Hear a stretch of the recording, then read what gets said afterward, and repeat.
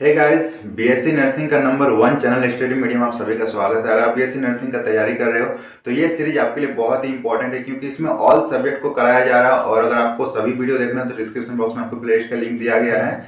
और अगर आप अच्छे से तैयारी करना चाहते हो तो हमारे ऐप के साथ जुड़ जाओ, जिसका लिंक हमने डिस्क्रिप्शन बॉक्स में दिया रखा है। वहां पे आपको पीडीएफ और क्लासेस सभी मिल जाएंगे लाइव और रिकॉर्डेड के साथ। ठीक है, तो चलिए शुरू करते हैं आज का वीडियो। पहला क्वेश्चन से दो गैस ए तथा बी के अनुभार क्रमशः 144 और 64 है, तो उसके विसरण दरों की अनुपात क्या होगी? 144:64, option B 64:14, option C 8:12 and option D 12:8।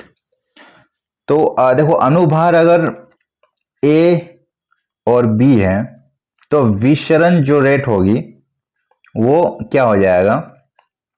विसरण जो रेट होगी वो ओ बी ओ ए होगा। ठीक है, ओ बी ओ ए का अंडर रूट। अब a इज इक्वल्स टू क्या? 144। ठीक है, तो a इज इक्वल्स टू 144 और b इज इक्वल्स टू क्या? 64। तो यहाँ पे b इज इक्वल्स टू 64 और इसका रूट, तो इसका रूट अगर करेंगे तो ये आ जाएगा 8:12। तो आंसर हो जाएगा हमारा ऑप्शन सी।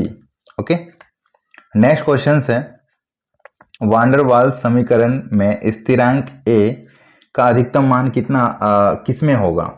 हीलियम में, हाइड्रोजन में, ऑक्सीजन में या फिर अमोनिया में? So correct answer is option D, ammonia में जो वांडर वाल्स समीकरण में स्थिरांक a है, इसका मान सबसे ज्यादा पाया जाएगा।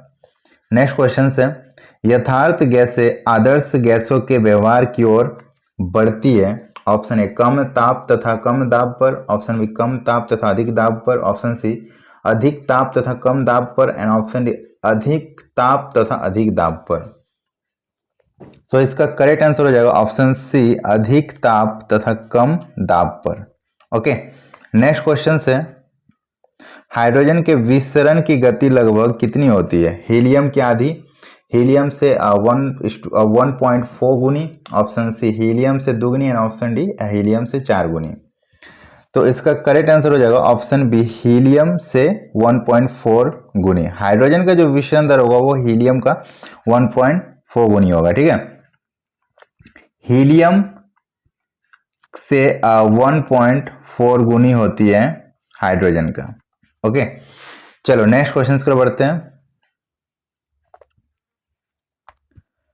नेक्स्ट क्वेश्चन से, विसरण सबसे अधिक किस स्थिति में तीव्र होगा? गैस में, द्रव में, कोलाइडी कण में या फिर ठोस में?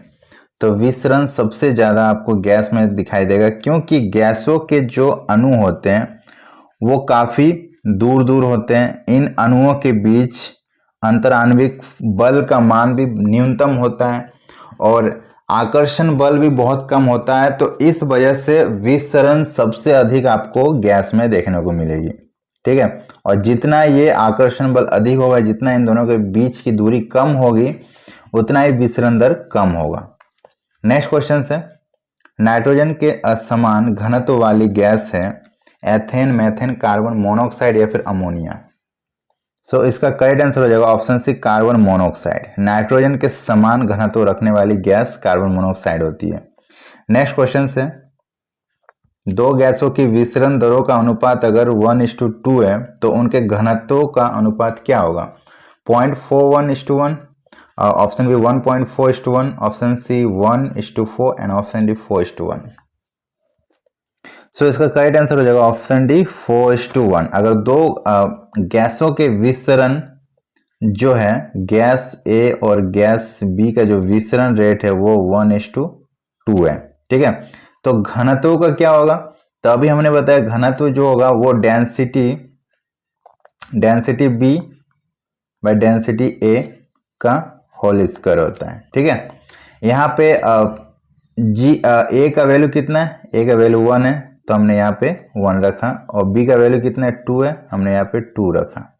अब इसका स्क्वायर करते हैं तो 4:1। ठीक है, answer is option D. Next question है, वायु से हल्की गैस कौन सी है? ऑक्सीजन, अमोनिया, क्लोरीन या प्रोपेन? तो इसका करेक्ट आंसर हो जाएगा ऑप्शन बी, अमोनिया। वायु से हल्की अमोनिया है। और यहाँ पे अगर हाइड्रोजन होता तो हाइड्रोजन होता है, क्योंकि हाइड्रोजन वायु से हल्की होती है, लेकिन अकॉर्डिंग टू ऑप्शन अमोनिया वायु से हल्की होती है। नेक्स्ट क्वेश्चन है CO2 के समान किसकी विसरण दर होती है? CO2 के समान किसकी विसरण दर होगी? NO2, N2O, N2 या फिर CO? सो इसका करेक्ट आंसर हो जाएगा ऑप्शन बी NO2। CO2 का जितना विसरण होता है उतना ही N2O का भी होता है, ठीक है। नेक्स्ट क्वेश्चन है निम्न में से किस गैसीय अणु का अधिकतम RMS वेग होगा? Carbon monoxide, carbon dioxide, chlorine या फिर ऑक्सीजन?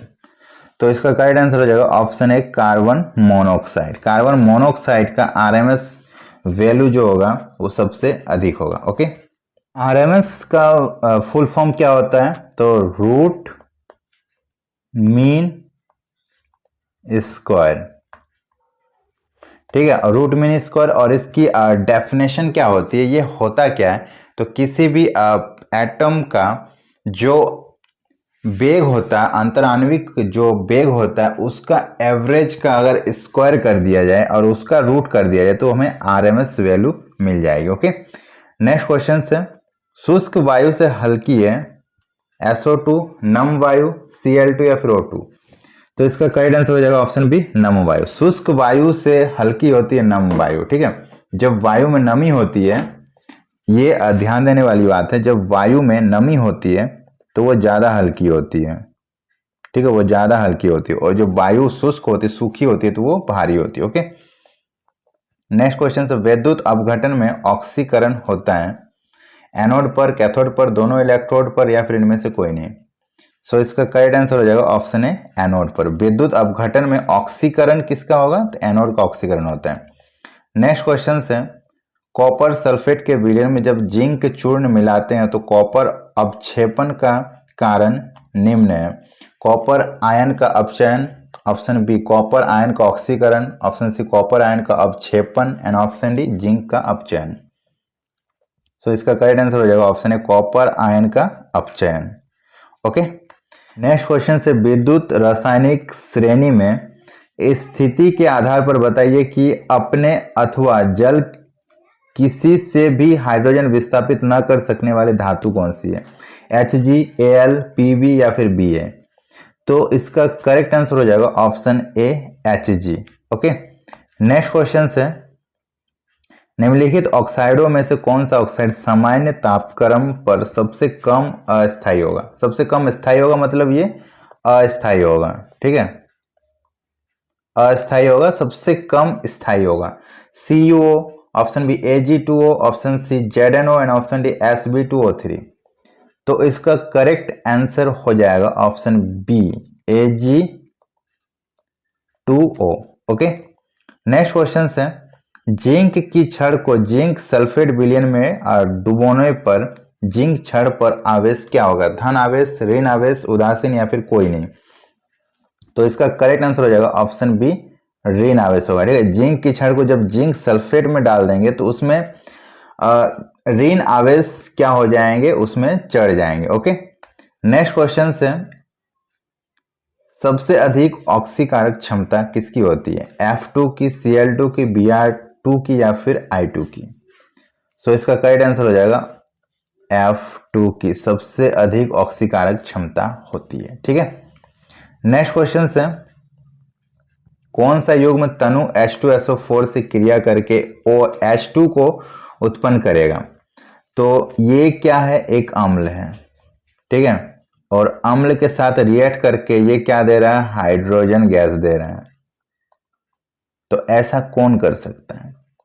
ऐसा कोई धातु ही कर सकता है, ऐसा कोई धातु ही कर सकता है, ठीक है, वो भी संक्रमण धातु।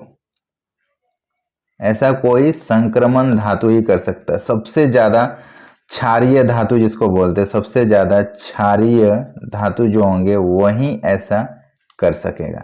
तो सबसे ज्यादा क्षारीय धातु कौन हो जाएगा यहाँ पे? तो आयरन होगा और मैग्नीशियम हो जाएगा। ये सबसे ज्यादा क्षारीय धातु है, तो ये हाइड्रोजन गैस निकाल सकता है। नेक्स्ट क्वेश्चन है कौन सा पदार्थ KBr विलयन से ब्रोमीन मुक्त करेगी? Cl2, HI, I2 या फिर SO2?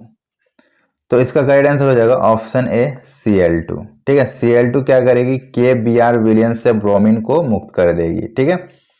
नेक्स्ट क्वेश्चन है डी इलेक्ट्रोनेशन का दूसरा नाम क्या है? ऑक्सीकरण, अपचयन, रेडॉक्स क्रिया या फिर कोई नहीं? तो डी इलेक्ट्रोनेशन का ही दूसरा नाम है ऑक्सीकरण। ऑक्सीकरण में क्या होता है? इलेक्ट्रॉन का त्याग होता है, और त्याग होता है इसलिए इसको बोला जा रहा है डी इलेक्ट्रोनेशंस। ओके, वीडियो अगर पसंद है तो लाइक कीजिएगा, सभी के साथ शेयर कीजिएगा और चैनल को सब्सक्राइब जरूर कीजिएगा। और तैयारी को अच्छे से करना है तो हमारे ऐप के साथ जुड़ जाइए, वहां पे आपको पेड कोर्स मिल जाएंगे बहुत ही सस्ते वो। और अगर पीडीएफ डाउनलोड करना है तो वो भी आपको ऐप में ही मिलेगा, बहुत ही शानदार 8000 क्वेश्चंस का पीडीएफ है। अगर वो भी पढ़ लेते हो तो एक भी क्वेश्चन नहीं छूटेगा, जिसका लिंक हमने डिस्क्रिप्शन बॉक्स में दे रखा है। और ये मिलते हैं नेक्स्ट वीडियो में, तब तक के लिए बाय बाय।